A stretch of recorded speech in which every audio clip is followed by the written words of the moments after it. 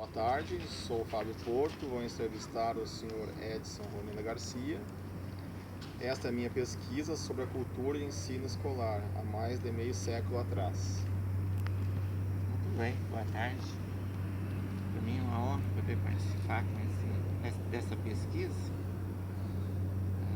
feita de uma maneira natural, assim, que não tem nada que possa transformá-lo, entendeu? A não ser o tempo mesmo, né? Então, eu sou natural do município de Triunfo mesmo, né? É claro, no meu documento consta como de Canoas, porque só nasci lá, entendeu? E depois a gente foi criado e vive até hoje nesse mesmo município. Mas a minha escolaridade transcorreu de uma maneira normal, de acordo com aquela época. Por exemplo, o meu primeiro professor foi um professor cedido pela prefeitura de Canoas ao município de Triunfo, por Triunfo ser ainda tão carente de recursos, que não tinha professor para aquela localidade do Passo do Caí, bem onde hoje é a central de matérias-primas do terceiro polo petroquímico. Que ano era isso, Sr. Edson? Isso era em 1958. Com 8 anos era o tempo limite, a idade essencial para as crianças naquela época entrarem no colégio, primeiro ano primário, onde se caminhava normalmente em média. Eu estava dentro da média, em torno de 6 quilômetros de distância da aula do colégio. Outros faziam até mais. Esses já vinham de a cavalo, naquelas charretinhas, todo mundo dizia aranha, aquele meio de transporte naquela época. Era muito difícil. E também o rigor do tempo, e um tempo que não só a gente passou por essa situação de ir pés no chão, pela estrada, lógico, de a pé, na geada. E um tempo que geada naquela época caía desde março até o final de outubro. Não é que nem hoje a maioria nem sequer conhece geada, a não ser os que moram no campo e se expõem a ela.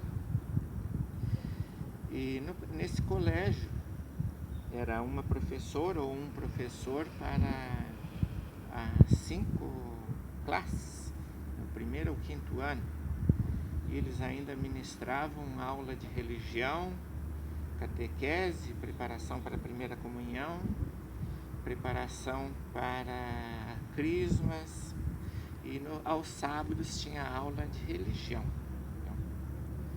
E o colégio também, as aulas eram compostas de 4 ou 5 matérias, português, matemática, geografia, estudos sociais, constando essa religião também. Tinha aula de canto também, muito primitivamente, da maneira que era, mas tinha. E como todo colégio tinha naquela época, para entrar na sala de aula, a professora batia o sininho, os alunos que estavam em torno do prédio se reuniam em fila, as meninas em uma fila e os meninos em outra, né? E aí então cantava-se o hino nacional ou rezava-se um Pai Nosso. Todos os dias tinha uma tarefa antes de entrar no colégio. O recreio, no meio do período, na metade do período, onde o aluno também que desagradasse a professora sofria como castigo a impossibilidade de ir para o recreio, ficava retido em sala de aula. Isso era uma verdadeira tortura na época, esse tipo de castigo. E qual era o brinquedo de vocês na hora do recreio? Futebol, geralmente era futebol. Futebol, em alguns casos a bolinha de gude, Sim. o nhaque, bolinha de gude, enfim. E as meninas brincavam de roda, cantos, canções, tudo de concernente, né? A idade e a época, né? Sim. E muito interessante, por exemplo, eu gostava muito do colégio. Inclusive, agora há poucos anos atrás, em 2010, eu fiz 60 anos de idade. Eu tinha a oportunidade naquela época, então, de reunir meus cinco professores. E não o fiz não vou dizer por imaturidade, mas porque achei que seria difícil, não só para mim como para eles, mas os dois que eu convidei vieram. Hoje eu já não posso mais reunir os 5, porque inclusive um dos que vieram, a minha professora, já faleceu agora há pouco tempo, não tem mais como ela comparecer. Ver como tem coisas, tem oportunidades, que muito mais vale a gente usufruir de uma oportunidade do que querer reunir a peso de valores e não se consegue. Sim. Dessa professora que eu vos falo, ela, além de ter todo esse trabalho com os alunos e levar os cadernos para casa para conferir os temas da aula, ela encapava alguns cadernos para a gente, se o aluno fosse lá meio desligado, ou que trabalhava na roça, de noite estava cansado, porque a aula era até meio-dia, e à tarde tinha que trabalhar na roça, ajudar o pai, entendeu? E antes da aula tinha que tirar leite de manhã, café, enfim, né? Sim.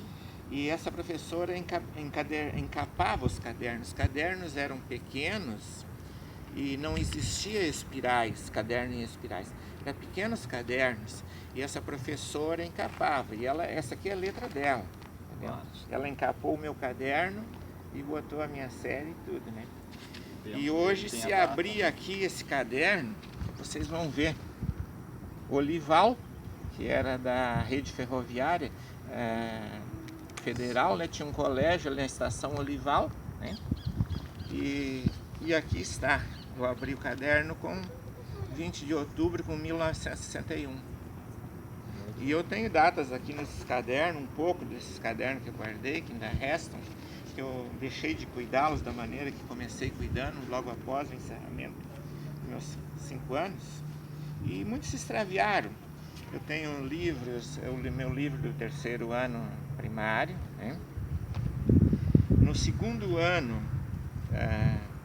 eu ganhei, quando eu passei para o 2º ano, um prêmio do professor Odoni. Foi o moço cedido da prefeitura de Canoas para triunfo como professor. E ele não era um professor, ele apenas era um rapaz inteligente, boa vontade, trabalhador. Ele, no momento, ele puxava o cabo da barca que fazia a travessia de alguns veículos no Passo do Caí, Passo do Rio Caí, entendeu? Onde é bem próximo da estrada da Casa Rosa, da administração da Copesul Polo Petroquímico. Hoje é Braskem. Que hoje nem é mais... Isso, hoje é Braskem. Nem é mais Copesul, é Braskem, né? Sim.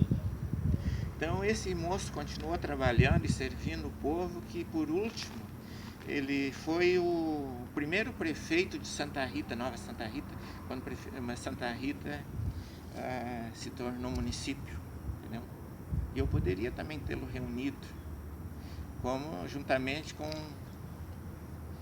meus outros 2 irmãos, os outros 2 irmãos dele, que também foram meus professores, o Horêncio e o Osório. E no seu ponto de vista, a educação melhorou ou piorou num breve? Bom, no que dizia meus pais, estava evoluído na época que eu entrei no colégio. E no tempo deles dificultava os cadernos, o acesso aos cadernos. Sim. Então a maioria levava para o colégio um pedacinho de quadro negro. Eu não sei se era uma pedra fundida, uma pedra natural, uma pedra lascada, entendeu? Sim. Era o caderno da época. Trazia o tema de casa escrito na pedra. Sim. Né? E às vezes apagava aquilo no caminho, dava um rolo para a professora quando chegava na aula, que apagava sem querer, e ela achava que o cara apagou e inventou uma desculpa para não fazer o tema, né? Sim. E tinha como castigo, não era simplesmente ficar sem recreio, tinha que dar a mão à palmatória. A palmatória é quase, pelo que eles disseram, eu não conheci, graças a Deus não tinha mais no meu tempo.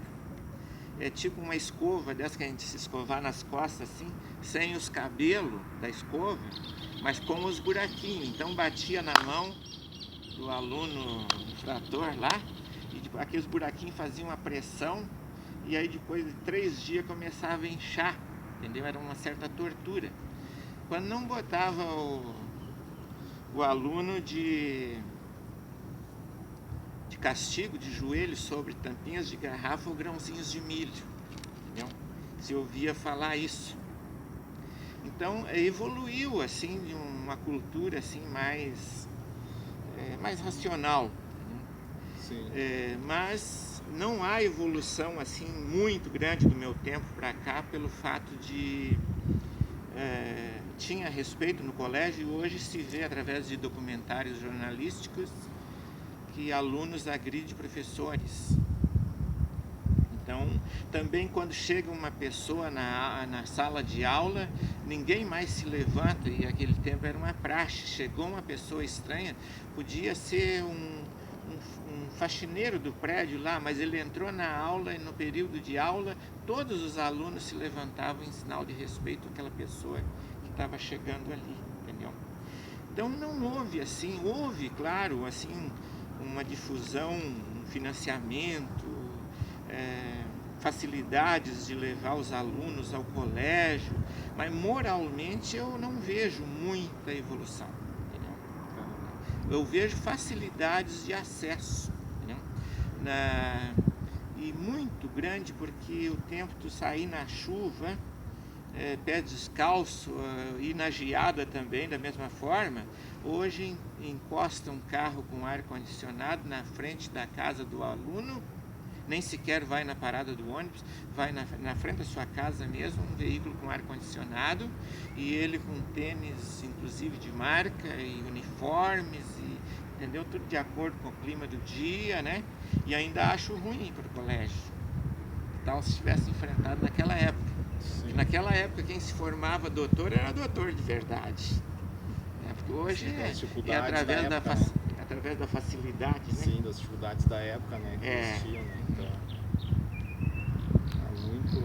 Então, muito obrigado, né? Pela sua entrevista, e obrigado, né? Por ter se dedicado um pouquinho, né? Do tempo, né? Sobre as suas... Eu cuidei sempre muito das minhas coisinhas, a minha maneira, né? Não Sim. chegamos a falar dos meus boletins, que eu tenho todos eles, só o do 2º ano que não tenho o 1º lugar no final do ano, entendeu? Sim. Mas os demais todos eles têm o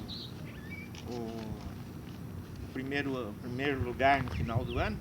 E os prêmios também, que eu ganhava por isso. Esse aqui é um dos prêmios, né, que ganhei, desse rapaz que foi prefeito de Santa Rita posteriormente. Né? E poderia falar a tarde inteira sobre coisas, né? Que nem quando eu estava fazendo 7 anos, uma tia familiar, né, me deu uma carteira, porque eu estava ficando mocinho, que eu não era mais inocente.